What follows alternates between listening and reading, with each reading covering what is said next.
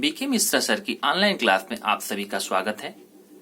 आज हम देखेंगे संस्कृत अनुवाद। संस्कृत अनुवाद में क्या क्या चीजें आवश्यक होती हैं और उसके अंतर्गत क्या क्या हमें शब्द रूप देखना है, धातु रूप देखना है, प्रत्ययों के योग से जो हमारा संस्कृत का अनुवाद बनता है उसके अंतर्गत कुछ अनुवाद को हम यहाँ पर प्रस्तुत किया गया है और उसे हम यहाँ पर समझने का प्रयास करेंगे। जैसे पहला अनुवाद, संस्कृत अनुवाद को बताने से पहले सर्वप्रथम हम देखेंगे कृत और अक्तवतु प्रत्यय। कृत और अक्तवतु प्रत्यय का यूज इसमें कहीं कहीं हुआ है, तो हमें यहाँ देख लेना है कृत और अक्तवतु प्रत्यय। कृत नहीं, अक्त और अक्तवतु प्रत्यय। क्या होता है अक्त और अक्तवतु प्रत्यय?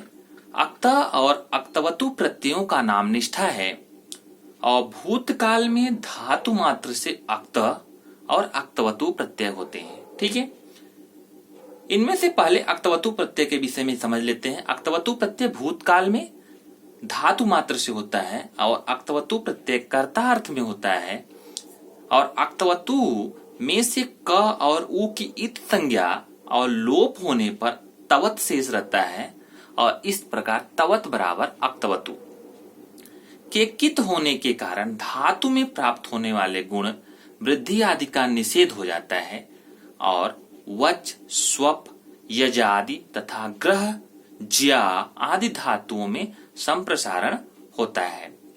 ठीक है, कय और सत्री आदि के समान तवत बराबर अक्तवतु भी कृत संज्ञक होते हैं।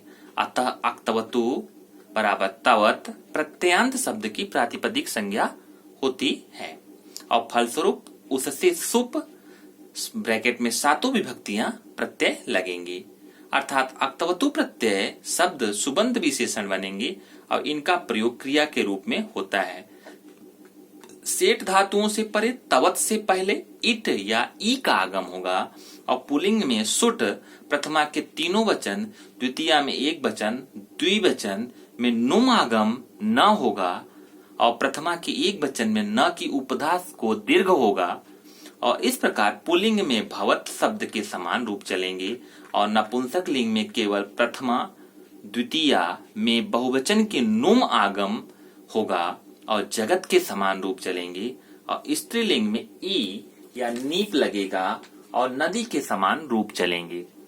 तो अब हम कुछ धातुओं में प्रत्ययों को देखेंगे, तीनों लिंगों में कैसे इनके प्रत्ययों के योग से बनने से क्या क्या कैसे बनता है। तो उसके पहले हम अनुवादों को देख लेते हैं। पहला हमारा अनुवाद है, जो मनुष्य भार ढो चुके उनको भोजन दे दो। भोजन शब्द संस्कृत का यहाँ ध्यान रखना है। जो शब्द क्या है, यह, यो, ये, यम, यो, यान, यह जो आपको यदि सर्वनाम का शब्द रूप याद होगा तो आप इसका यूज कर सकते हैं। जो मनुष्य भार ढो चुके उनको भोजन दे दो। ठीक है, तो ये मनुष्या भारम ऊढ़वंत तेभ्य भोजनम दत्त। ये वहन संति तान शीघ्रम बोढ़ुम कथयत। अथवा दूसरी तरह से इसको बना सकते हैं, भारम ऊढ़वदभ्य भोजनम दत्त भारम वत शीघ्रम बोढ़ुम कथयत। ठीक है, तो अनुवाद को आप इस तरह से बनाने का प्रयास करेंगे। बाकी अनुवाद को और हमारे प्लेलिस्ट में जाकर अनुवाद बनाने के और भी तरीकों को आप और भी वीडियो जो बने हुए हैं उनको भी आप देखकर सीख सकते हैं। दूसरा है, किसान बोझ चुके हैं। किसान को संस्कृत में कृषक कहा जाता है।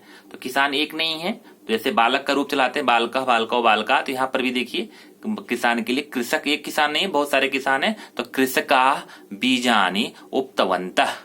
अगला तीसरा हमारा अनुवाद है, नष्ट हुए धनों की पंडित चिंता नहीं करते। पंडित किसे कहते हैं? मातृवत परदारेषु परद्रव्येषु लोष्ठवत आत्मवत सर्वभूतेषु यह पश्चित स पंडित। यहाँ पंडित का मतलब यहाँ विद्वान से है, यहाँ जातिबोधक सूचक नहीं है। यहाँ पर देखिए, नष्ट हुए धनों की पंडित चिंता नहीं करते, नष्टवंती धनानी न सोचंती पंडिता। तो यह आपका हो गया संस्कृत में अनुवाद। अनुवाद बनाने में जो हम दो रूप बनाते हैं, तो देखिए रूप कैसे बनाएंगे। श्रु शब्द है उसमें अक्तवतु प्रत्यय बनाएंगे, तो पुल्लिंग में क्या बनेगा? श्रुतवान, इसका अर्थ होगा सुन चुका। स्त्रीलिंग में बनेगा श्रु प्लस अक्तवतु से स्त्रीलिंग में श्रुतवती और नपुंसक लिंग में श्रुतवत। तो क्या बनेगा? पुल्लिंग स्त्रीलिंग नपुंसक लिंग में श्रुतवान, श्रुतवती, श्रुतवत, अर्थात सुन चुका, सुन चुकी। ठीक है, क्री धातु है उसमें अक्तवतु प्रत्यय लगाएंगे कृतवान और उसका अर्थ है कर चुका। तो पुल्लिंग में कर चुका, स्त्रीलिंग में क्या बनेगा कृतवती और नपुंसकलिंग में कृतवत। ह्री शब्द है, ह्री शब्द में पुल्लिंग बनेगा आपका हृतवान, इसका अर्थ होता है हर चुका, हृतवती और हृतवत।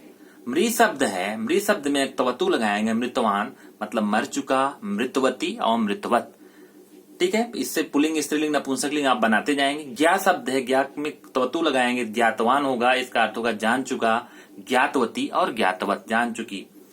भी शब्द है, भीतवान, भीतवान भी माने होता है डरना, तो भी शब्द है भीतवान डर चुका, भीतवती और भीतवत।